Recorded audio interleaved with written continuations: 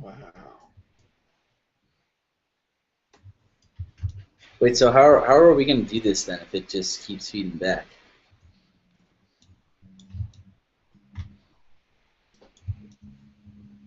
Back to YouTube, I guess? Hello. Hey, Holly. Do you hear that baby crying? Yeah, Yep, a little bit. a lot of it. A lot of it. Yeah. Give me 1 second.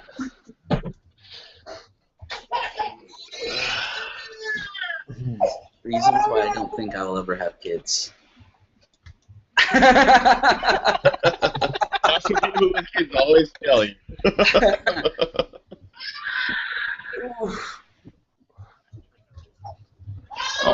Aw. That sucks. Ooh.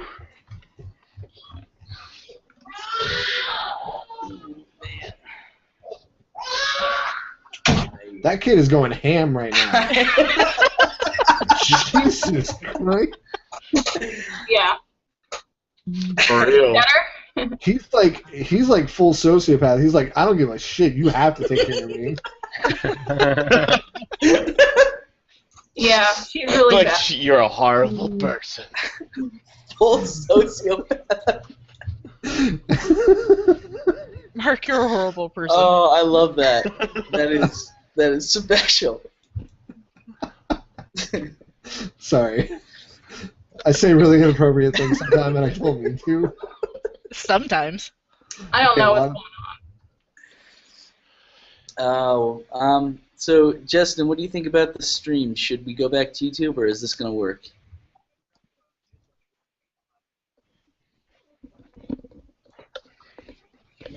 Okay, I'm gonna go ahead and tweet it out then. on. Alright, you got Twitch going? Yeah, we're actually live right now, but nobody's watching. Oh, yeah. Yeah, that's us. Hey, put the link into the chat here. I'll tweet it out too. Okay. So which one of you is Mark Straight? That's me. Oh, okay, I see. Hey. Moon.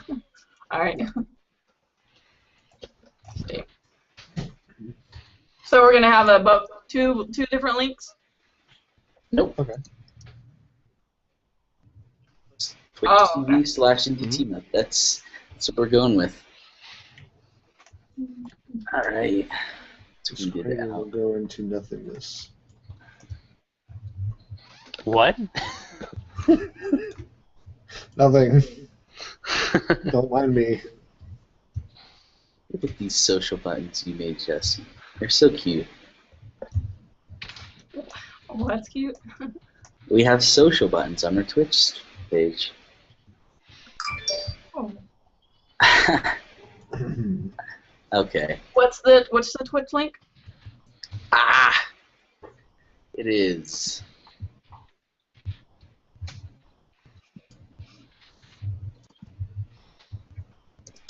That. Okay.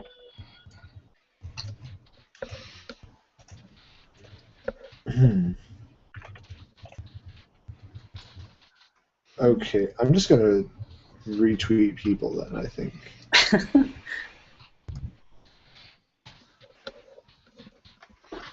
Also, I don't think my internet, I have really terrible DSL, so I'm going to not have the stream open in fear that my internet will just say absolutely not and leave. You sound Okay. good, though. I've cut it out.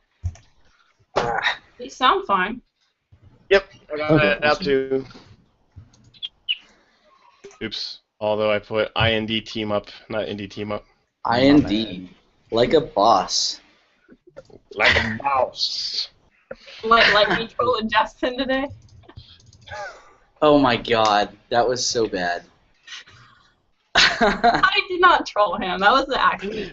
I didn't even realize what happened. I still have no idea what went down. I was If that was done on purpose, that would be like really, really clever.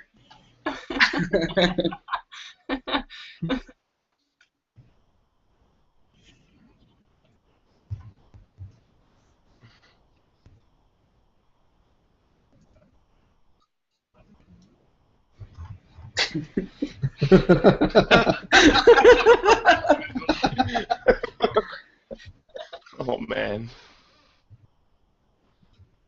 Perfectionism in gaming.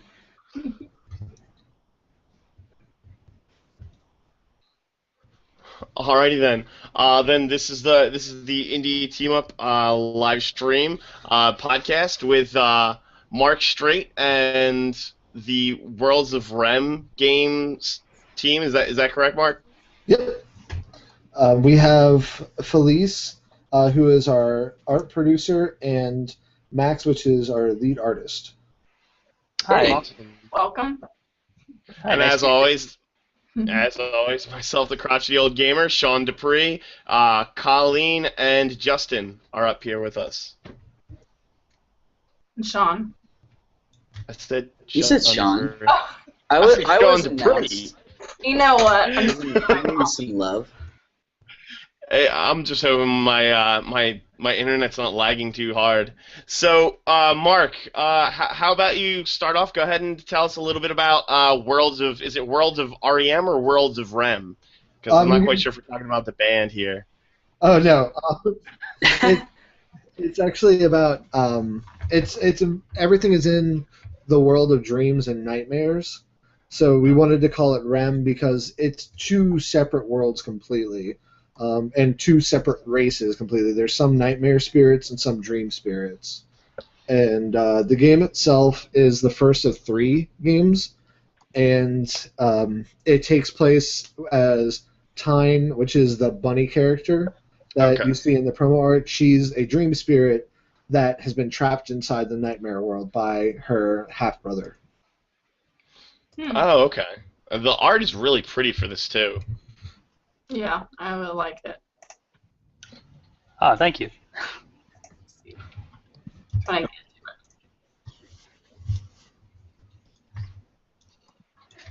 I have not had a chance to check it out either. Oh, look at that. So, what exactly are each of you guys working on in the games? Go ahead and start, Max. I just don't want to say say everything first. Yeah. Sure. So I'm the art director. So basically, I'm in charge of finalizing a lot of the designs, including concept art. Well, actually, we have concept artists who basically give me their art, and then I sort of iterate on their artwork. I'll also come up with ideas for monsters and environmental designs. And then I put all of that in the game. As far as the 2D stuff goes, but I also work on the concept sheets for the 3D modelers for them to refer to, and yeah, I kind of dabble in a little bit of everything. There's some 2D animation in there. There's some 3D. It's kind of a mix of styles, but it's coming together more and more as we keep working on it. It's pretty cool. One of my biggest. I'm a huge fan of like pseudo 3D stuff. Me too. Absolutely. Yeah. Sorry to cut you guys off from your. And Felice, what exactly are you working on? Actually, I'm helping making sure that everything transitions smoothly from the 2D side over into the 3D side, and then making sure that the coders and the 3D modelers, animators, riggers, making sure that all the third parts transition over to where they need to be and come together for the full game. I also sometimes act as Mark's translator because he is really bad at describing what he wants visually. Yeah. Aw, that's good. Yeah, I definitely need a translator a lot of times. So I guess then you're the team lead, of course, Mark. Yeah. So I started the project in February as a game jam. Actually, we were gonna do a weekend-long game jam with this concept that I made, which turned into this game. But And which game jam did you make it for? we didn't even finish the game jam because we got halfway through with the concepts, and we were like, "Hey, we really love this. Let's make it into a real game." And then it completely changed into something. Talk about sidetracked. the original game was just a ball of light, and it was traveling through like this nightmare world. It was actually going to be like the nightmare spirits was supposed to be like red light, and the dream spirits was supposed to be white lights, and it was supposed to be about that, and literally none of that happened. Like whenever we got to the full game creation, we started forming more characters. The programmer Josh and I, who were like we were the ones that were going to make it as a game jam, and just kept building up and up. And then we started adding more people to the group, and as more people came to the group, new ideas came on the table, and it just became a bigger project constantly. Up until it was at the point where it went from a 2D, like a full 2D platformer game, to a 2.5D platformer game. And on top of that, we started implementing almost Trine-like qualities to where the backgrounds are animated to where everything feels alive, and there's nothing that doesn't feel like it's. There's nothing that feels like removed. So in ways, it kind of has some similar. Uh-oh. Oh no. Oh boy. We Try that are having technical difficulties. Our host is dying.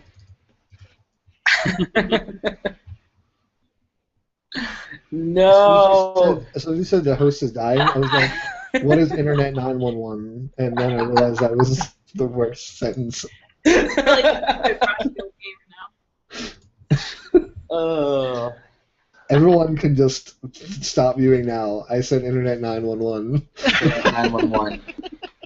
It needs to be a real thing. Run by Comcast, of course. Yeah. So it can be Internet 911. You will never get an ambulance ever. Right. No. They're gonna haggle with you about the price of your ambulance and whether or not you want the blue or the red ambulance because the red ambulance is better. Maybe that's what maybe that's what the ultra speed lane was. It was like like constant access to the ambulance for whenever they kill your internet. Right. If you buy into the fast lane, you get the customer support that is not allowed to transfer you. That's part of the package.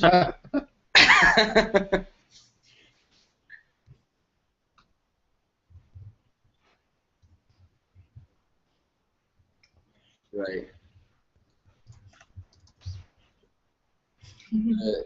Oh, we called the internet 911, and it looks like we got our host back. Yeah. Yay. Okay, sorry about that. Sometimes I like to remix, drop that bass. In this case, drop that host. So, okay, I'm sorry about that, guys. So Mark, in some ways, what you're saying is it kind of has, I guess, some, similarities to like Pixel Junk Eden and some other titles like that. Yeah, the main thing about it was like we wanted to make sure every part of the world felt alive, so we pulled a lot of the main bit of inspiration for me was honestly Trine, because I played a ton of that game. So it was I pulled a lot of influence like from like the camera angle for how we were going to set things, also to like how the background and foreground interacted with itself. And so we kind of pulled inspiration from that and adapted it to our own kind of mentality. That sounds pretty awesome, and at the same time, really complicated. Yeah, we had to set back the game development a lot just because we had to figure out how to implement certain things, and we're still figuring out now because me and Max has had a long discussion about a Ferris wheel that's in the background, and we were like, I wanted the Ferris wheel to move, and so we had to figure out how to make the Ferris wheel move while still being inside the background. It's super easy, just layer shifting and that type of BS. For you, it's easy, but for me, it's like. So how big is your team? So I'm just gonna pull up the Skype group. It has it at 19 people, but we actually have 2 or 3 extras that aren't on there. But yeah, a lot of them were like we have a core team of about 13 working on it constantly, and then the rest of the people were people that contributed to the game while they could. Like a lot of them are concept artists that were able to throw stuff in whenever they could, and we actually have a modeler that she adds in stuff whenever she's able to. So the team is huge, but it also is managed just because it's like not everyone is working at the same time. We have like a flow of okay, we have the concept artists are working on certain things while Max is finalizing certain things, and the modelers are doing stuff. So there's an even flow of work being distributed, and now we're finally at like the tail end of everything, and all the animators are screaming. And the animators are Al Grabe. That's a pretty large team to manage, especially for an indie project. That's true.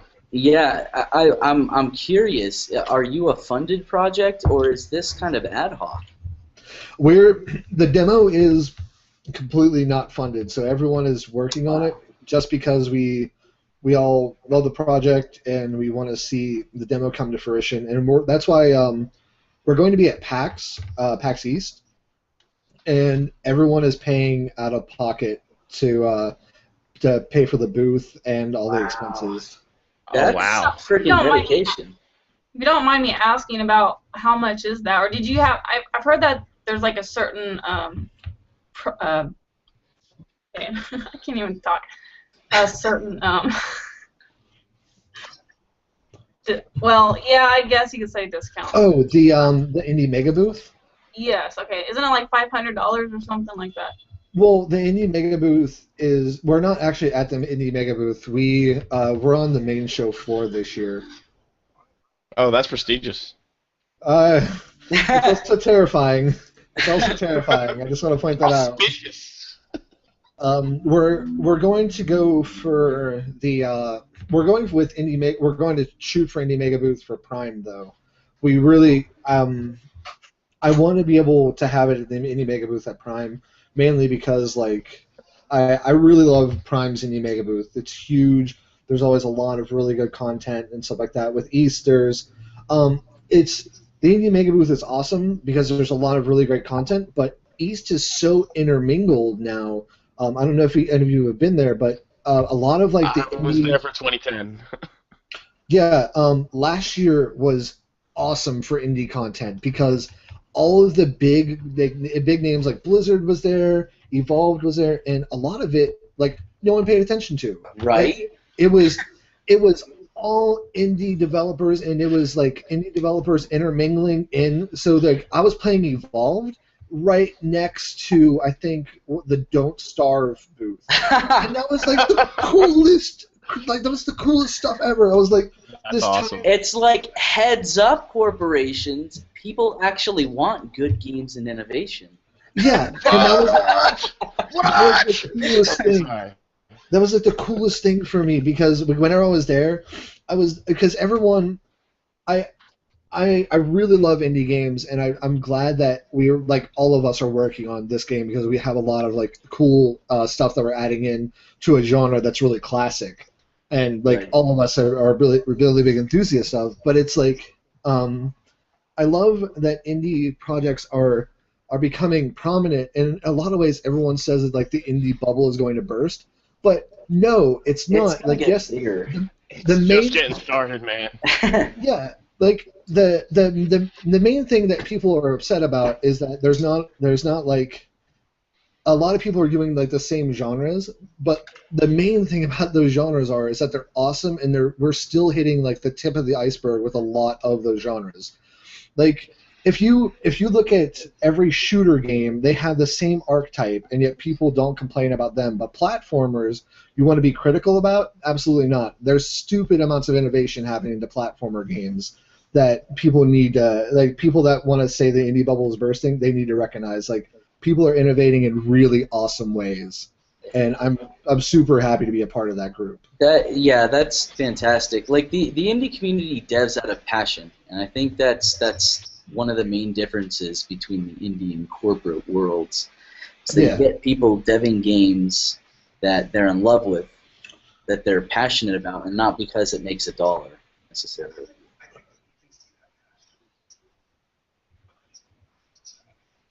Yeah. Yep. You also have Exactly. so many hands. Filter That's the the other publishers. thing. Like, yeah, Mm-hmm. like well, having the group that we do, like the reason why Max is like the biggest asset to us, like, is because he's like the filtration system for us, because all the different styles of like the different concept art goes to him, and he unifies that into one like universe. So we have one of our concept artists, concept artist. She was so heavily with realism, and her art was like terrifying and strong and great. and then he filtered it, and it suddenly was like tolerably cute. So, all right. So, if you don't mind, so shifting gears a little bit here. I'm just going to go through what the rest of the rest of us are working on. Colleen, what are you working on right now? What's big on your plate? I'm working on Unreal tutorials right now. Unreal tutorials. You're writing tutorials. Yeah, Unreal Engine tutorials. Wait, working on or reading through? Oh, reading through. Sorry. Okay. I'm kind of dead right now. Yeah. Yeah. I really like C++ better. Blueprints seems alright, but it just seems like that you get more control with the programming side. Nobody's surprised. By what? The That you get more control. Sure. So, what about you, Justin? What's going on in you?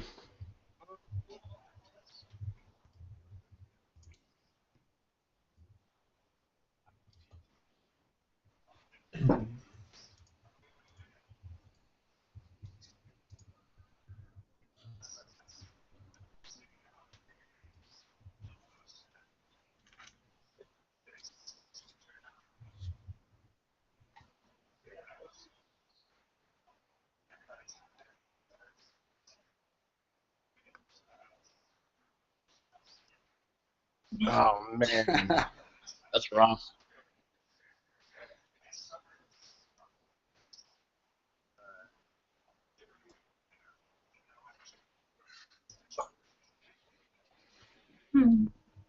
Okay. We have to show some pictures when you get more into it. Yep.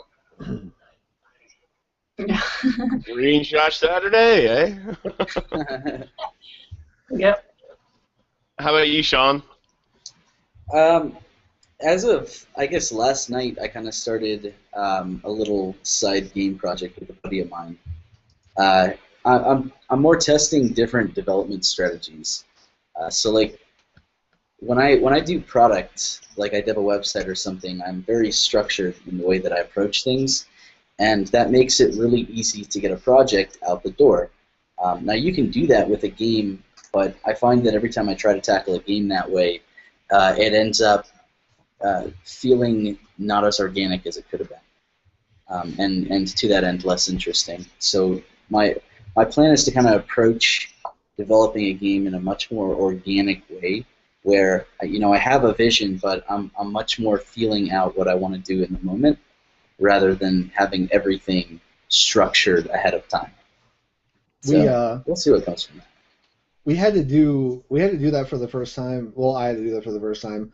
I never made like a strict GDD before, and man, I never realized how brutal those things can be. And that's what I've been working on for our next game, and those things take forever. And I can understand like the organic feel that you want, because you want to be able to just have creation without like restriction. And if you're trying to structure everything out, some of that creation gets kind of removed by the forethought of it. So yeah.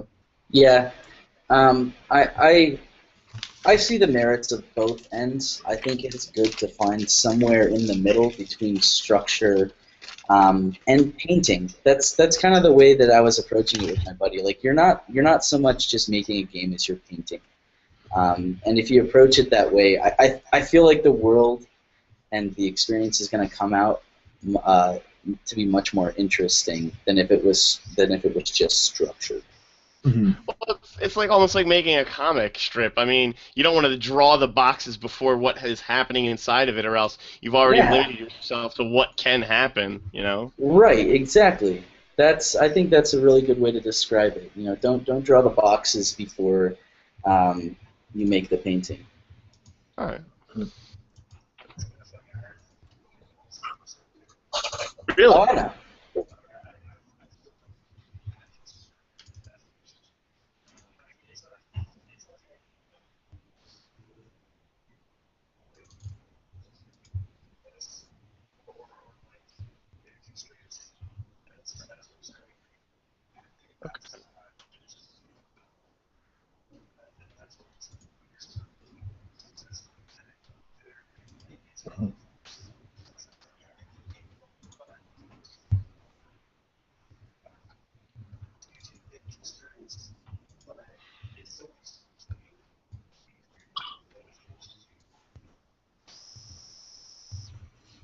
I think there are all types. It depends, I guess, since I'm an artist first. I can look at cracks in a wall and look at and see stuff and draw on it. Like that's how I like to work. I think that there is never just one way. We are very multifaceted people, and our community keeps getting larger and more multifaceted. You know, there's not just one type. You need to feel out what works for you. Structure is important, but creativity and organicness in your creative process is also very important. So you need to find the mix that works Yeah. for you. Well, multiple voices as a choir. You know what I mean? It's just There is no one way that works for everybody. okay. Well, for me, I've been working on, I've got a couple, working on playing through this game called Halfway. I want to review that soon-ish. Also, I just did a preview for the Dragon Cancer today, and I was discussing on the topic of indie, I was looking at two games, Star Wars Galaxies and City of Heroes. They've kind of both been getting, like, I don't know, what's the word here? Resurrected from the dead, okay? They're literally zombie games at this point, you know? Like, Star Wars Galaxies, there's some kind of, it's like a emulator where they're working with, like, basically they don't have a download. They have the disc, and if you have a disc, you can play, Star Wars Galaxies on their private server, which is like, I don't know, it kind of blew my mind. And then there's City of Titans, which is supposed to come out in like 2016, but it's basically just City of Heroes remade. So all this different, like, basically just being taken by the fans and the community and reborn. It's It's an indie mind-blowing. group that's doing this kind of stuff. Yeah. I'm sorry, community groups. It's like the That's- community, like, I don't even know. That's so cool. Yep. I mean, if they're gonna put that much time into something, why not make their own game though? Well, City of Titans, they are kind of making their own game, but with Star Wars Galaxies, like, that kind of, I don't know, that they literally just took it and tried to recreate it before it was like a combat upgrade or something like that, and that changed the game so that everything was a lot more, dumbed down for, like, new players and is more easily accessible. But yeah. On the regard of making their own game, I mean, like, that's why in music there's remixes. It's about taking something that's established and making it your own. It's true. Yeah. I worry Of course. that Disney is gonna like come in and smash that though. They protect their IP with vitriol. Yeah. But they That's what I'm also thinking. they also just buy companies that have good ideas, and then I worked on a project that it was basically a Frozen in real life cosplay. I did music for, and we had people from Disney basically that were talking to the main creator about it because they really respected the work. So I mean, yeah, they kind of like squash things whenever they don't fit the mold, but at the same time, like there's potential for them to just be like, hey, this is getting money. Why don't we just buy it? Yeah. See, it's not making money though. That's the really funny thing. They're not selling anything through it. There's no like, they're not even selling the downloads for it. You have to actually Oh, wow. go and buy like the discs to install the game itself. Ooh, that's horrible. Yeah, I know. What's a disc?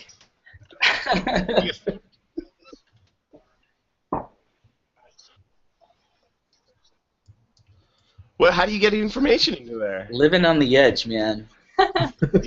Stop being so edgy. You're scaring the children. So edgy, so progressive.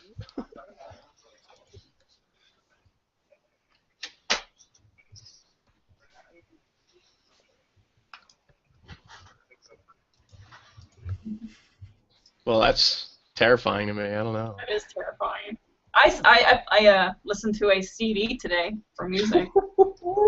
Oh my gosh. Whoa! Through my CD drive. I thought you would have like one of those Walkman. You know that if you shake it too much, the disc will skip. I hated that so much. Oh shit! Yeah. It didn't always work though. Anti-skip, it would just like flash ESP for like 5 seconds and then it would start skipping. You know what I mean? This is Oh my a god. 1990s tangent right here. So, all right. So, you said that you had found some really interesting indie teams up on the Indie Teamup social media that you guys have going on right now. You did? Yeah, the platform. See? I wasn't part of this. Okay, I see that. Yeah, go for it. I have a video of the upside down dimensions. Yep. Yep. This is by Hydra Interactive Entertainment. We found on indieteamup.com. Let me see. Fancy. Let me share. Follow. Max or Felicia or Mark, are you guys on the site? Have I seen you guys on there? Yeah, I'm on. I'm not. Yeah, I'm not Yeah, on let me there. hop up on there. Let me I'm check. not either, but I'm hopping on. I'm on Here- Indie Teamup as Here's the video. okay. It's kind of like I like the look of it. It's very papery. That is cool. So it's sort of like, I don't know, like it reminds me a bit of Paper Mario for some reason. I don't know why. Yeah, Hey, something that- like that. But that see, like it perspective. changes. It like rotates, and then you're like playing a different character.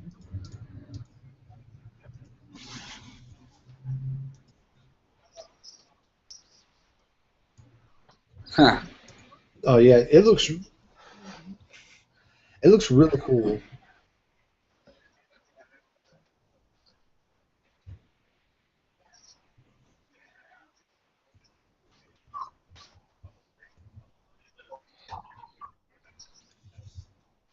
Huh.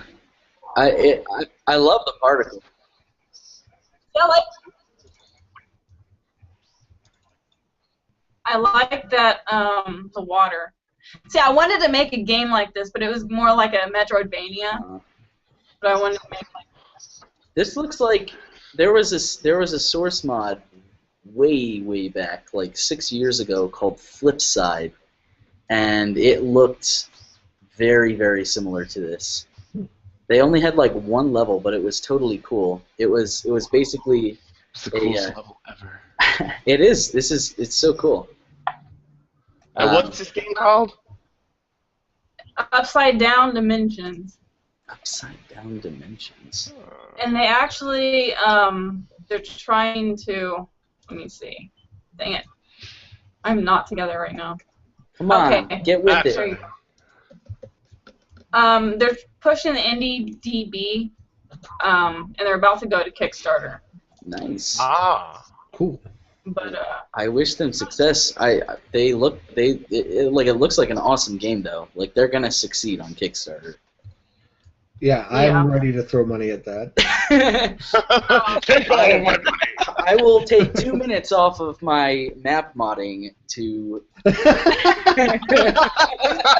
2 whole minutes? Oh my god, that's outrageous. I can donate on Kickstarter with my phone while still map modding. If you think I'm going to actually take time away from, there's no way I'm going to stop map modding for anything. Like, Donate to Kickstarter like a boss. You're the man, Mark. well, that's help support Upside Down Game by voting in the Indie of the Year award. Oh, cool. So, I guess they're trying to do that, and later they're going to do a Kickstarter. Cool. So Cool. Well, check them out. Indie Well, that is just some fancy shit.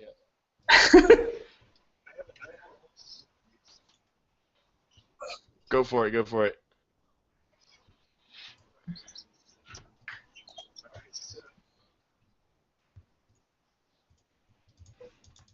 I did a second. It looks like 2, maybe.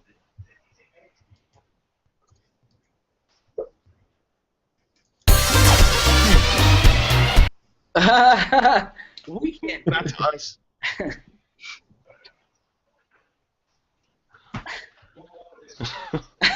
Don't hurt yourself, man.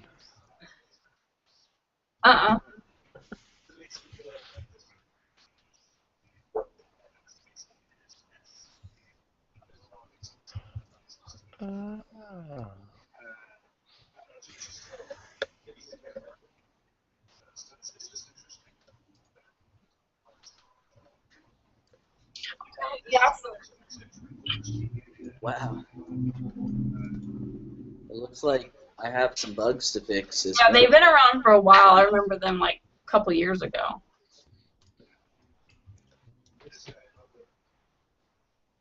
Oh, so they're legit. Oh, yep.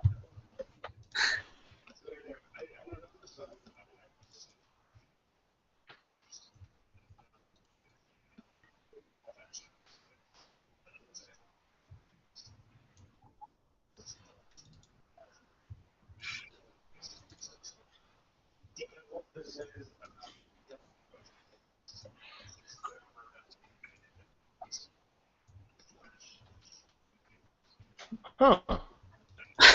Look at that toast! That toast was good. That poor toast! That is terrible.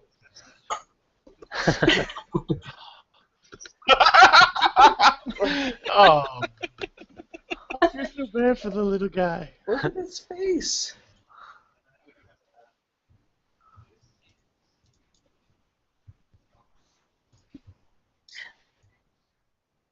Oh, yeah.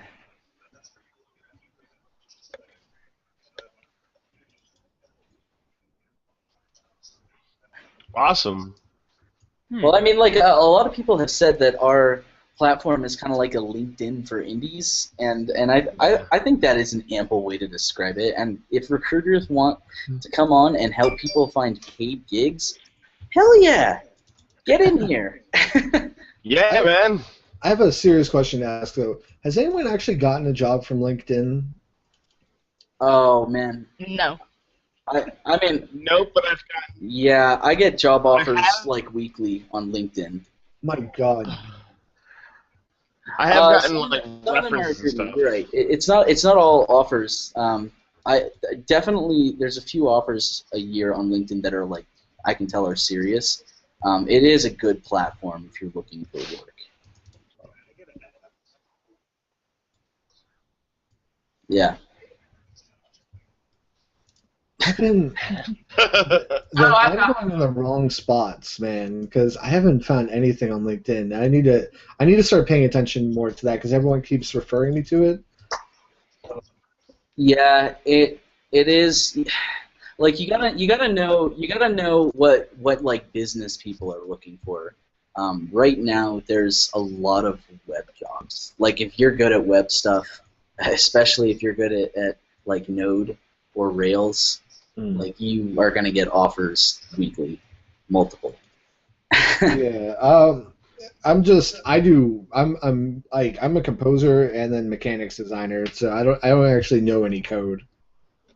Yeah, there's I'm gonna have probably a hard not time. as much then. Yeah, I'm gonna have a hard time. Yeah. Yeah, I never actually ever used LinkedIn. Never used it. I have a backlog of like 50 recruiters just ready to go just in case. In case what, the zombie apocalypse, or? Something. I don't know. It's always good to have a desk backup job, plan. zombie apocalypse, you know.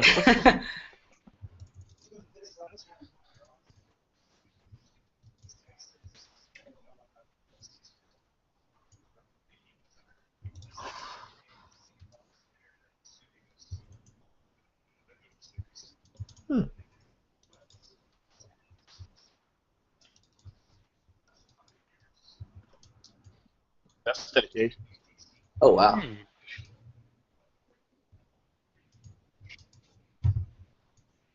It looks to Background on the website.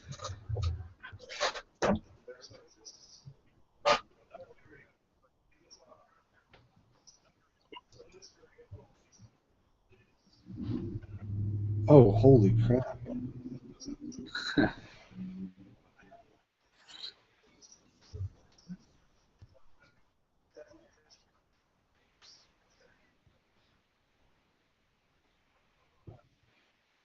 Wow.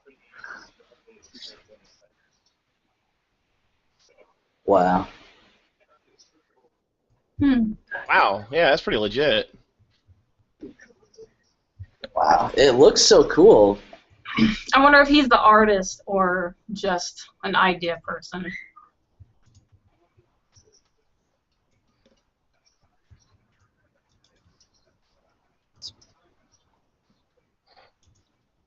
Wow. Well, he Well, probably gets like outside, like contributors, just like Mark and their team said that they have, like concept artists or something like that that come in, do some contract work, and then.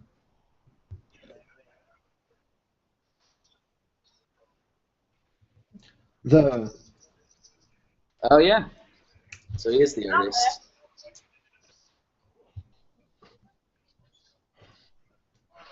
Wow.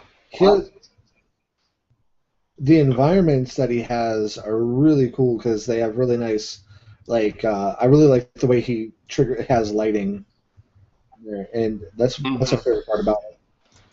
Right.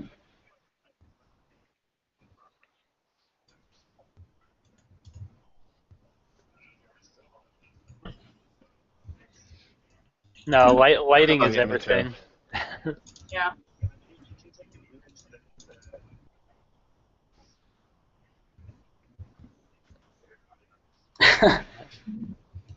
I saw this video last night of they were showing the new Nathan Drake model for Uncharted 4, and they just showed what lighting did to what already looked amazing, and it was just like, that's disgusting. Like, so that game has like the record for number of polys for like your main character model.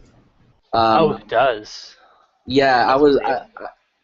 at least I just saw it was like in 2013 they did, whenever they released Uncharted 3, like they showed a graph, and the Drake from Uncharted 3 was just like off the charts for number of polys used Oh on him. man, they actually showed comparisons between Uncharted 3 Drake and Uncharted 4, and there are way more polys, and yeah, I'd highly recommend checking that out. Just from a technical perspective, it's amazing. And they showed That's awesome. everything. I'm kind of just waiting for that game that it's like, all right, I'm getting a PS4. Uncharted could be one of those. Here's a cool topic. Did you see what Square Enix did with Final Fantasy VII? Oh no! What did they do? No, I haven't. But that's like. All right, you go ahead and.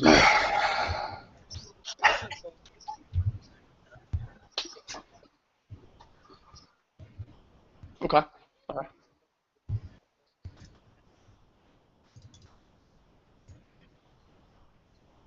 Yeah. Yes.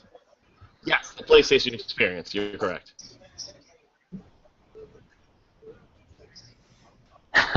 Okay.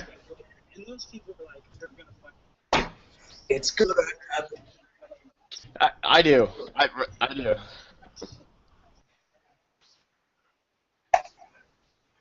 Something better. Let us do something new, please.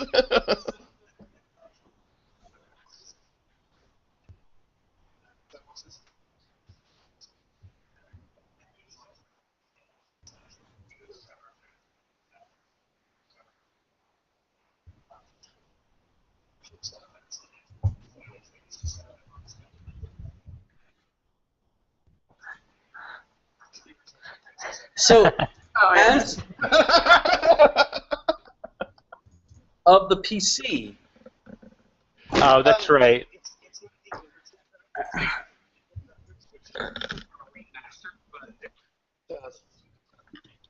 I had the buy screen up. I had the buy screen up for the PS4 when I saw the Final Fantasy VII screen. I'm like, fuck yeah, they're doing it. Let's do this. And then the video kicked in, and I'm like, you motherfuckers. I think Sony needs to go over there, punch them in the head, and be like, "You're making a remake of Final Fantasy VII. Just do it. You have any idea how many PlayStation 4s we're gonna sell that day?" This guy will buy a PS4 the instant that happens. I would be like, "Oh, Final Fantasy VII remake. Let me go buy that, PlayStation 4 right now, right now." I will be off the podcast for a few weeks when that happens. Yeah. I spent Yeah. So, how did the Ludum Dare go for everyone? God, I guess Justin, you said you didn't partake. You know what? It's Latin in my head. Okay. In Spanish, they say dar as in to give, which is which this is the root word for. So in my head, it must be dare, but I don't know. I'm crazy. Did any of you other ladies or gentlemen, participate in that no. event? No. Me and Max were just talking about doing a jam, so yeah, I wanted to do it, but I just didn't get started in time. There's I was like next month, Yeah. I don't know if I said it in the last podcast, but I'll be an artist for someone. Yeah. nice. Max, we need to do it. 25th. We need to do the game jam next month. Next month? Oh, PSX Jam? That's the one I was going to mention. Oh. Oh. Okay. What's Global Game Jam? Because PSX Jam, you guys said, was basically making games that look like they'd be played on the original PlayStation, right?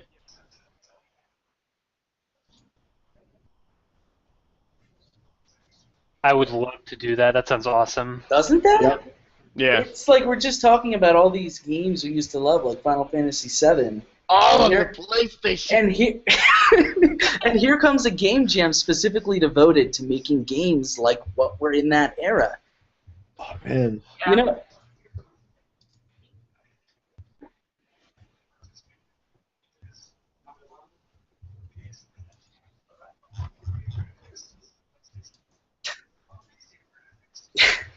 they were stylized.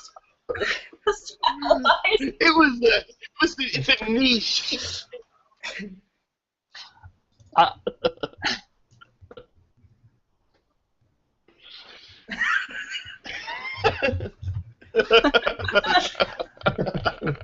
But I think it was cool, like, if you look at something like Silent Hill, where they use that to their advantage, like, they use that to show the fog, the fog in that town, they use that to their advantage with, how, comparatively low quality the tech was, and they use that sort of limit to their advantage, which I thought was really cool. And it kind of, like, the quote-unquote crappy graphics can sort of you can look at them in obscure ways to be like, oh my god, what the hell is that? And that could make the player think like, I wonder what the hell I'm looking at, and it might. I don't It's know. more It can, terrifying because you don't know. Like, yeah, like in Jaws.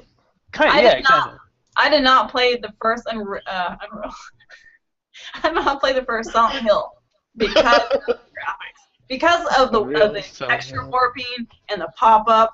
Like that stuff scares the crap out of me. Yeah, see, it's scary. So I think for people our age, it's probably a lot more nostalgic for us to look at something like the PSX Jam or games from that era and go, yeah, you know, I think that really would be fucking great to do something like that. But I wonder, like, yes, you know what, Justin? You know what, dude? You know what? That looks fantastic.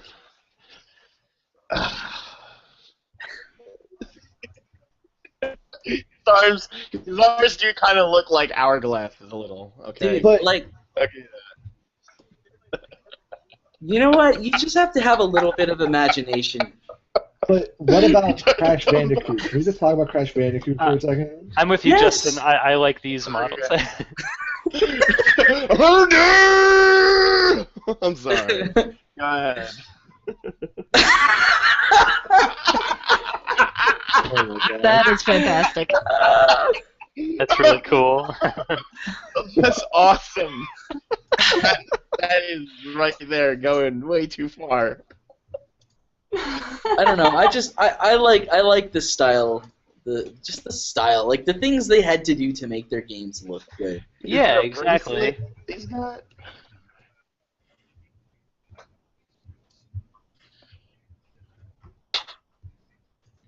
Yeah. And I'm trying to find this site that had next-gen games demastered to PS1. Oh yeah. And it had Mass Effect and The They Last had, of Us. they had BioShock. That was so Yeah. cool. It was like BioShock, but Duke Nukem 3D graphics. What? That's so cool. Yeah. That, Which is funny, because then they should just go play System Shock. Right? Like, yeah, that's an amazing game. I'm actually playing through that in like pieces here and there. That's an amazing game. I'm actually a huge fan of Looking Glass Studios, who made that. They also yeah. made the original Thief series. Another fantastic series. But I was yeah. playing Ultima Underworld recently, because that was on Good Old Games, and it was just fascinating the way that game controlled. It's sort of like we're also used to playing FPSs a certain way, and then you go back and realize, like, oh my god, these games controlled completely differently. Like that intuitive sense that we had now playing. Yeah, kind of. Well, I would say Halo. I would say Half-Life more than Yeah. anything. Wait, if you go back and play Half-Life. Oh, with a controller. Oh yeah. Yeah, Oh, yeah. Halo definitely made it easier with a controller. Yeah, but it's been around for a while for the PC. Master Race. Did you throw the West Side side with that? Okay, fine. I'm sorry. Yes, because I'm from. Yeah, I'm from Master Race. That's why I went upside down with it. Okay. Wow. Oh, that's special. Hey guys, I found the website for the demasters. Let's do that. Huh? I think it was in Spanish. Mhm. That's okay. I can recreate. Yes, this is so cool. Okay, let me start from the Whoa. top. Dang Get it. excited. Wow. Oh, I remember that Last of Us one. The Last of Us looked like Crash Bandicoot, dude. Oh man. It's actually really like RuneScape. Yeah, Yeah. it's RuneScape-esque. This is actually kind of cool. Oh, here's It the is. BioShock one. Look at that. Bioshock. Bioshock. It's so awesome. I don't know what that one is. That is. What is that? Oh, who knows what that is? Strider. Heavy Rain. Heavy Rain. No, don't do that. Oh, God, the people. There's Destiny. Destiny. Wow. Uncharted 2. It looks like Doom.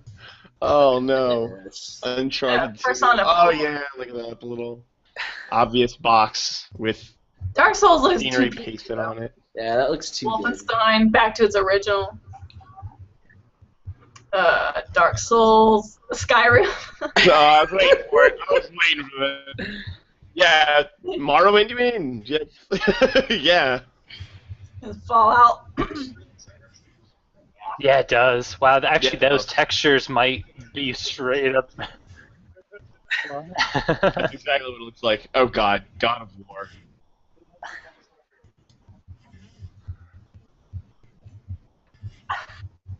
Yeah. Somebody actually pointed that scene out to me. They were like, back before zombies were like all the rage and like everywhere. That was like the most horrifying, crazy, mind-bending thing to have seen. Mm-hmm. Oh, it's actually really creepy when you go back to it still, just because of how it looks. I mean, it looks old, but it's still like stylistically gross. Yeah, it is. I've seen it recently. Absolutely. Yeah, coming.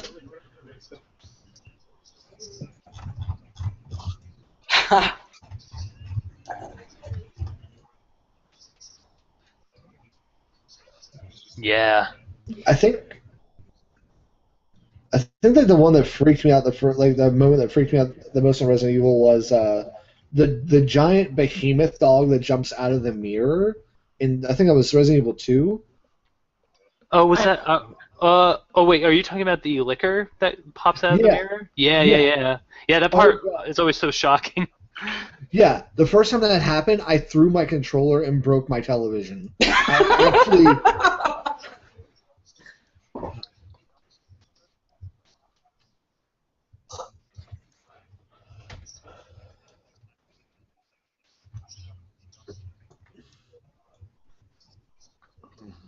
Yeah, Ugh. I grew Is up it in like some Amnesia houses. scary? Oh God. Okay. Nah, Amnesia's more of a sense of dread. Wow. Yeah, it's like I know I- that I have to play this game, but I don't want to play this game, and then I go into the corner and go crazy and watch the thing walk by, and then I stop playing. Same here, man. Literally like the first 10 minutes of Amnesia, and I was like, fuck this game, that scared the crap out of me. I'm done. That's what Halo would look like on NES. Wow. That's cool. That is awesome. Hey, Hey, Indy's yeah, looking for like ideas. Microsoft, you watching? Left 4 Dead. Yeah, Oh, Bayonetta. That's real. I think someone actually made that. that's awesome. insert coin. Yeah. Makes sense because it's Sega, and I didn't even think of that. I was just like, Ooh, oh yeah, they look the Shadow. exact same. Shadow of the Colossus is one of my favorite What? games of all time. Sorry, I like Sound you have Bar. my undivided attention. Can I see that again? I'm guessing that you like Shadow of the Colossus, Mark. That is like my favorite game of all time, and I am a huge fanboy of it. I've beaten it over 10 times. Oh, dude, same here. I beat that game first over a friend's house. He just had it out, and I turned it on literally like fucking 12, 18 hours later, somewhere between there. He wakes up in the morning. No, he wakes up in the morning. I'm still playing that game. Like, that's how much I like Shadow of the Colossus. Guys, That's guys, one of those check this out. games. I wanted to play Shadow of the Colossus, but I never did. Nice. Look at that PlayStation. Oh, awesome. You My need PlayStation was to, a like, Resident Evil zombie sticker from PSN. Nice. That's a nice skin. Wow. Turns around. It's so good. That's really awesome. I'm going to refrain from talking about Shadow of the Colossus because we will run out of time. There's so much that goes into it. Like the story. It's like they give you inklings of it, and just enough to keep you enthralled, and then you get to the fucking giants, and you're just like, ah. Like, okay, so the one thing for me is that I have the soundtrack and I listen to it almost like a religion itself, but just the entire thing about it is that there's a feeling of a story, like they do environmental storytelling to a perfection in it, and that's like what makes it for me, because everyone says, like, the biggest complaint is that people think that it's a complete game. So in my opinion, those people are absolutely wrong, and they need to understand, they need to recognize how amazing that game is, because like you're in a cursed land. Like, life isn't supposed to be there. There isn't, like, you don't want for like bunnies and shit running around everywhere. I don't care about bunnies. You know what I care about? A giant fucking thing with a giant like club that's gonna beat me senseless. That's what I care about. Wait, what about the ecosystem that was sustaining something that large? No, like, this is the thing. Like, it's magic. They don't even eat. They don't even eat. They're demons. They're demons, son. What the main character has to go through, like everything that he goes through, becoming like a demon for this person. We have no idea what their relationship is. This is Shadow of the Colossus, right? This is like a game that came out in like 2006 or something like that, 2004. Yeah. Yeah, somewhere around there. There's no spoiler alerts necessary. It is past the statute of limitations, thank you. 2005. Oh. Yeah, thank you, 2005. Statute of limitations is up on that one. So, I guess that's all we'll say about that for now. But, bestest game. Listen, you and I should make a podcast just about ranting about Shadow Colossus. I would be on that podcast. Like, you would have me there. Look, we need to do this. It'll be like a side thing for everybody. You and I will do it. Like, you realize that it will only be like you and me talking, and then we'll go back and then watch it, and then we'll be like, yeah, I agree with that. Yeah, we'll be the only ones watching it, but I'm totally down for doing this because no one else will do this with me, ever. All right, Mark, I'm holding you to it, buddy. Start it up. I'm totally on board. What about the new game that might or might never come out of the giant? It is coming out. It is coming out. They are still working on it. That's the Feather Dog Bird thing, right? Oh, yeah. The Last Guardian. The Last Guardian. Yeah, that one. Yes. That looks super on PS4 and just, I don't know. They put out so much like material. They did like a huge burst back in the PS3 era, and then like nothing. They just fell silent, and we don't really know what's going on. I think it was because PS4 happened and they had to retool all their material. That's my assumption. It was so much earlier than the PS4. Does something like that take a long time? Like switching over from like PlayStation 3 to PlayStation 4 or whatever? Like jumping generations like that? It's different architecture that you have to work with, so I imagine it would be kind of difficult. They'd probably have to redo a lot of assets. It's kind of like with Final Fantasy 15, like, you know, they jumped from PlayStation 3 to 4, and I can't imagine the amount of work that they have to do for that one. Ooh, do we want to talk about Final Fantasy 15 and our thoughts? I will. I will, because Go for it. I can't wait. I've been waiting since 2006. Dude, like, okay, Final Fantasy 9 and before, Squaresoft, like, you guys fucking rock. 10, there's some people that go either way. Yes. People go either way. I personally did not like 10. Actually, and I did not like any of the games up to the current ones. I really just did not like them. I don't like the technical type theme. Yeah. I like the more fantasy type, like Final Fantasy 9. Yeah, you know, I'm not really into their new settings. Yes. 7 and 6, American 6 were mine. Yeah. So Final Fantasy 15 though, like their first final, like, this is one of our, I guess, release trailers or teaser trailers. It's just 4 dudes in a car traveling around. That's it. Wait, question. Well, my point My point is that their entire marketing for the game in that video was that it's an open world. They're finally giving that back to us. But you know what? They're doing that a lot. They're doing that with a lot of RPG games. Like I saw on the Game Awards that the new Legend of Zelda, is going to be an open world game. That sounds kind of interesting. Yeah. But sandboxy open world games like that, I mean, like there was like Grand Theft Auto 3 happened, and then there was like a mad rash of them everywhere. It feels like that's almost what's happening again. So what? Well, I know that Nomura isn't director anymore, but the original intention of 15 was to make an old style, like pre-PlayStation 2 Final Fantasy game, but Really? with these mechanics and these graphics, and like, so there will be airships. Obviously, there will be chocobos. There's actually the demo they just showed recently. Just looks like just go in a sense, and there will be those story beats that you drive to. But like, I'm getting kind of. Did you guys like Final Fantasy VIII at all? I kind of enjoyed it. Yeah, I played through most of it. I liked the story. I didn't really give a crap about. Okay, so like that blending of sort of like modern day reality into fantasy, I really kind of dig, and I feel like that's what's going to happen with 15. Like, we will be seeing way more fantasy elements as we go along, because by the time 8 ends, it goes freaking crazy.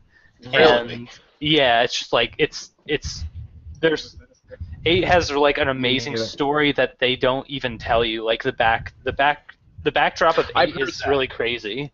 I actually just started a new game on Final Fantasy VIII last night. Oh. I recommend just talking to people. I recommend talking to people in that game, just like bystanders, because they'll tell you why the world is the way it is, like what happened in the past, and it has to do with like King Solomon shit, like a magician cutting itself into 2 different entities, and then one entity being, all humans, and then the rest being the sorceresses. So they have that in every Final Fantasy game, though. Like, they make up, that's one thing I love about Final Fantasy, too. They make up these fantastic, mythological, pantheons to go right along with it. It just feels so real. Yeah. Exactly, yeah. And then you get Final Fantasy 13. Which, that's the MMO, right? Not the MMO? I really don't know, but I am so fucking tired of Pink Cloud. Like, just make it end. Pink Cloud? Yes, she is practically Pink Cloud. No, there was a transition picture somebody did from Lightning's face to Cloud's face. It's astonishing. It's, ridiculous. Yeah. Yeah. So, which, I gotta be honest, as much as I like Final Fantasy VII, Cloud was such a whiny, sissy little bitch. He, starts off as a badass, and he turns into this weepy, mopey little, emo, I don't like the color blue guy. I don't know, he's just, I don't like the color blue. That's just, he doesn't like anything happy, Blue's a happy color. He is always sad.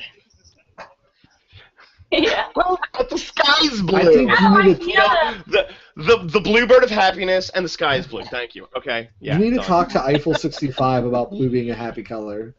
Blue is a very happy color. Everything blue. Yellow just makes me angry. Definitely. Just go.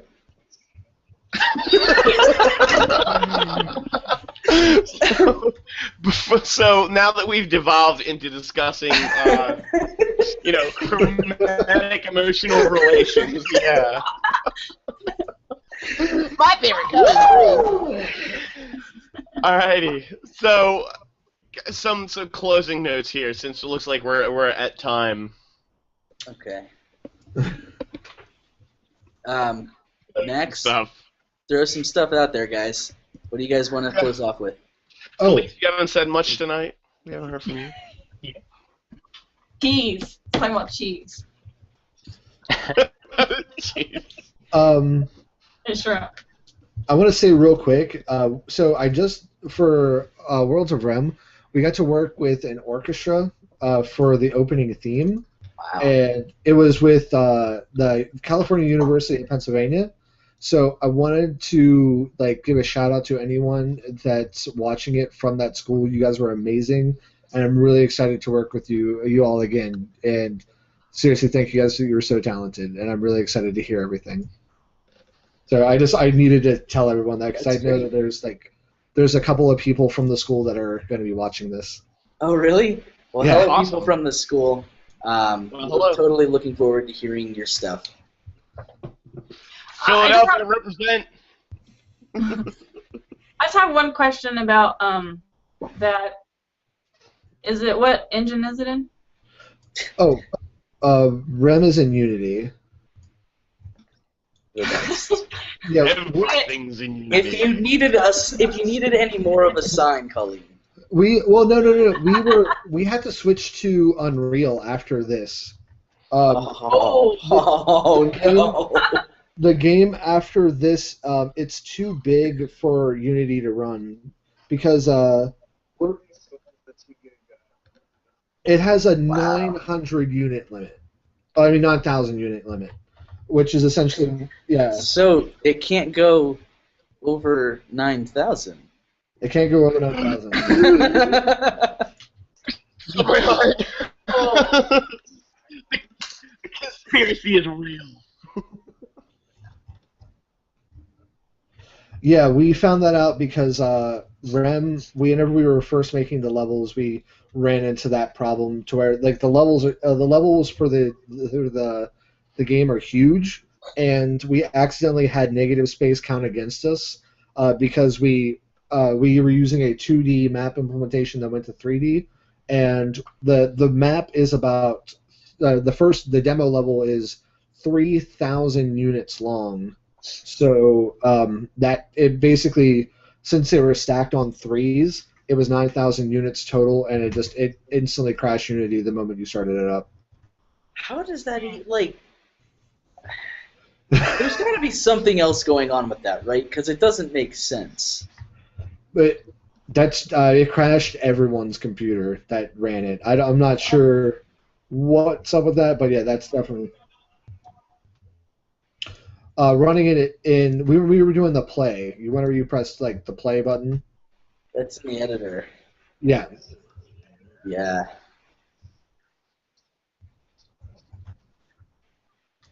Oh.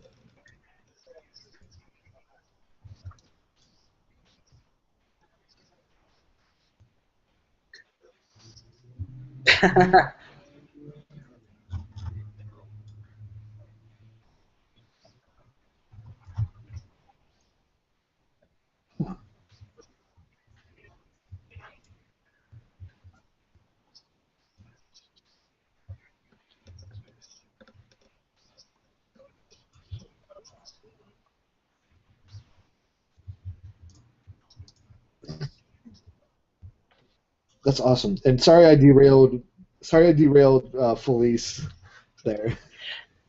Just stick with Unreal. You'll be okay.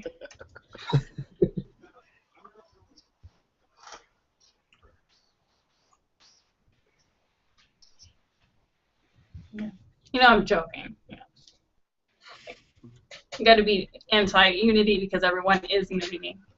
Yeah, everything's being developed in Unity now. I made this shoddy beard in Unity. Get on It's my my first level. attempt. All right. Any other plugs you guys want to slide in there? All right. Just Teamup.com. Yeah. Go sign up. Always. And read Gamers Sphere. That's 2 S's. Gamers Sphere. Fantastic site about video games. In a sphere. In a circle. Get caught in our orbit. I made that up now. All right. Thanks everybody for coming on. It was really fun having everybody on. Thank you. Yeah. Thanks for having Mark, us. Max, and Felice, thanks a lot for coming on. Oh, appreciate it. Thank you very much. Yeah, thanks for coming. All right. Absolutely. All right. We're gonna take off then. Yep. All right. That is a wrap. Catch y'all later. Have a good evening. You too. Thank you. Take care. Bye. You too.